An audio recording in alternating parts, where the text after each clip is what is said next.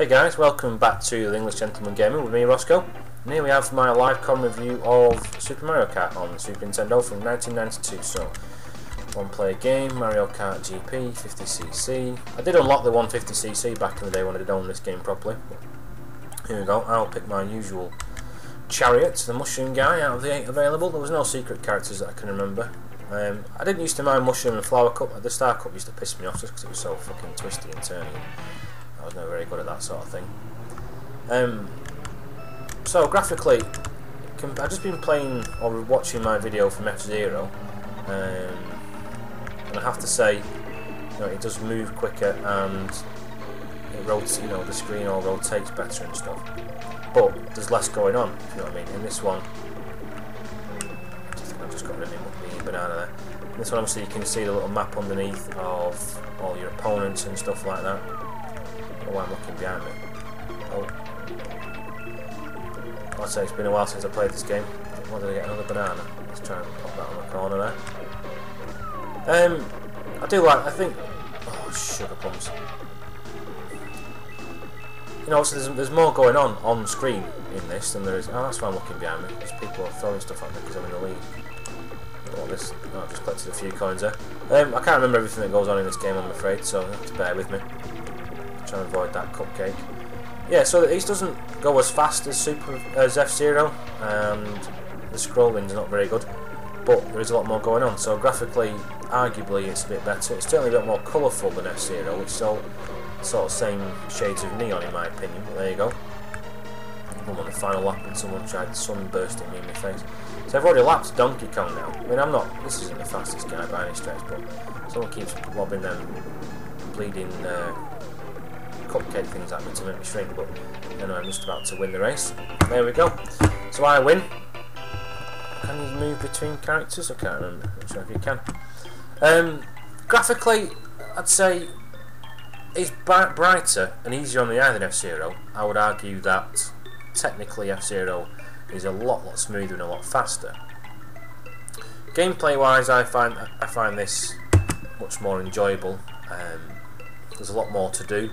There's a lot more to take your mind off the fact it's just a short track. In all honesty, the racing doesn't actually take up all of your mind, if you know what I mean. The racing is possibly 70-80% of what you're doing. I cocked that up by hitting the wrong button at the wrong time. There's the combat side of it as well. You can pick coins up, although I can't remember what the coins actually do, to tell you the truth. I'm not doing very well here. Doing a lot of skidding. There's a bit more interaction with the track because there's stuff to pick up. I can't remember if there's speed boosts on this or not. I'm not doing very well here. This guy's sliding all over the place. But there is the weapons. Similar to Street Racer tended to be you just used to whack your opponent, whereas this does have pickups and stuff like that. So gameplay, I personally find more interesting and exciting than F-Zero, which is a more pure racing experience. I'll just do a bit of a turbo there, in the wrong place really. Didn't realise I was winning. Music wise, again, Nintendo in my opinion don't really knock the tripe out on the sound of their games. When you look at the Castlevanias of this world and the Secrets of Mana and Chrono Trigger, they dance rings around Nintendo's sound team. Longevity wise, the fact there's a multiplayer on this, and the number of cups and all this carry on, there is, in my opinion, more to do on this than there is on F-Zero. Possibly more to do on this than Rock and Roll Racing. The one feather in the cap you'd say Street Racer has over this game is that you can set your own cup up to do exactly the tracks that you want. So that, for me, adds. And the multiplayer games are a bit better on Street, but I mean, in fairness, Ubisoft did have more time on their hands. I keep sliding on that fucking corner. Nintendo were the first to market with a kart racing game, whereas Ubisoft. Oh, fuck that up. Ubisoft had one anyway. Yeah, Ubisoft had time to play this game and examine it and see what was good and see what was bad. And, they had a bit of an advantage basically. I'll never mark this game down for doing what it does, because it does what it does very well. I just personally feel that on the harder level settings, luck is too much of a part in it. You know, you race a flawless race, and if some arsehole sticks a red Cooper shell up your arse at the last minute, you stand there, you end up spinning right by the finishing line, and they all sail across past you, which it's not, excuse me, down to driving skill, that's just down to pot luck, and you can't see them coming behind you or anything like that. The racing as it is very good. Longevity is pretty good, I think. I mean, it's definitely 9 out of 10 for the, you know, when it came out in 1992. I think it's gone tits up since then, personally. You know, there was a certain amount of magic involved in this game on the Super Nintendo, and I think Nintendo tried to milk it ever since. I mean, it's now become one of the staple releases for any new Nintendo system. Nintendo 64, the Wii, the GameCube, the DS, 3DS, you know, how many more are they going to make? Like Mario Kart 7 or 8 they're on now. And I don't think they bring a massive amount new to the table. But that's just my opinion. God, did someone get that? Oh shit.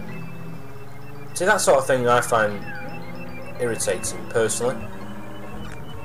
So we gotta get it, man. You know, you hit the block, it disappears, so next time round, if you keep hitting the same block, you're going to fall off the track. But anyway, these are just, well, you know, trying to be objective, it's a very good game. Personally speaking, it gets on my tits in places. I mean, the fact I'm doing rubbish and I'm in first place already kind of says it all, really. I mean, I like racing games to be about racing, you know, taking the racing line and keeping your speed as high as possible all the way around and stuff like that. And there appears to be a shortcut there that I've not managed to find yet. I will attempt to find it this time, though. I have to apologise, it's been a long time since I played this game. But how the hell did you find that?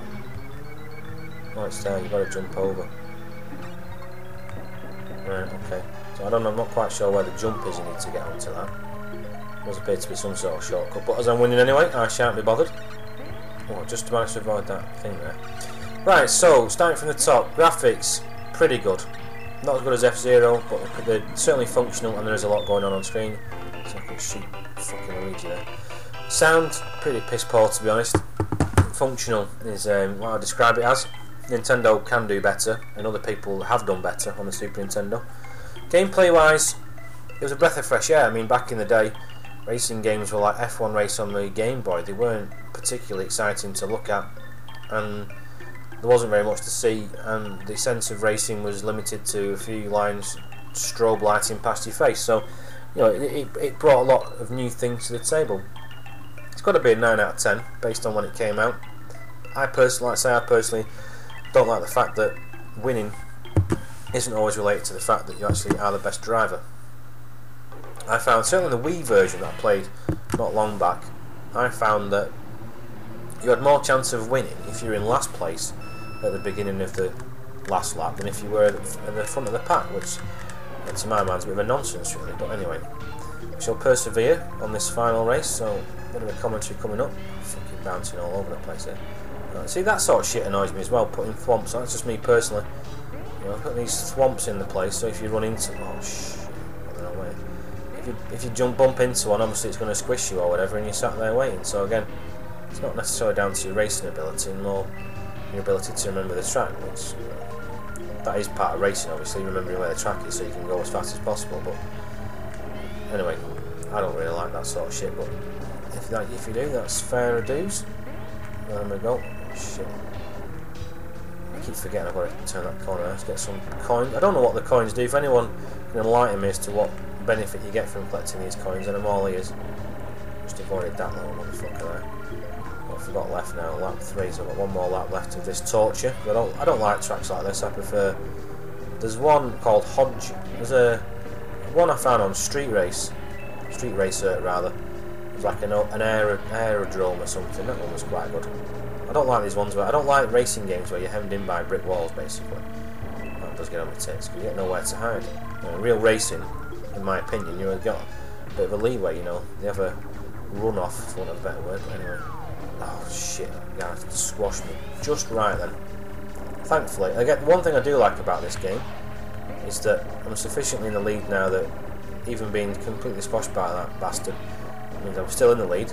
I suspect on the Star track later on, especially at the 150cc level, won't have much chance, but Oh, have I got another lap left? God. Let's see if I can avoid these honkies this time. I mean, one thing I will say, at least on this I'm lapping people. I think I've lapped 2 people now. I think I've lapped Luigi there, shit, and Donkey Kong. And I'm not doing this particularly well, so I should have to think how quick I'd be lapping people if I actually knew the track and all that shit, but that was a bit of a fluke there.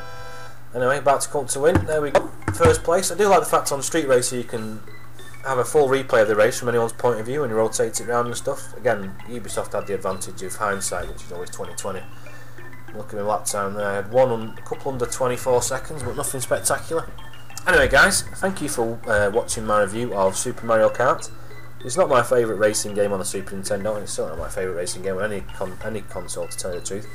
But it was very good for what it was when it came out. Graphically, it's very good. Music's a bit wanky. Replay value is fairly high.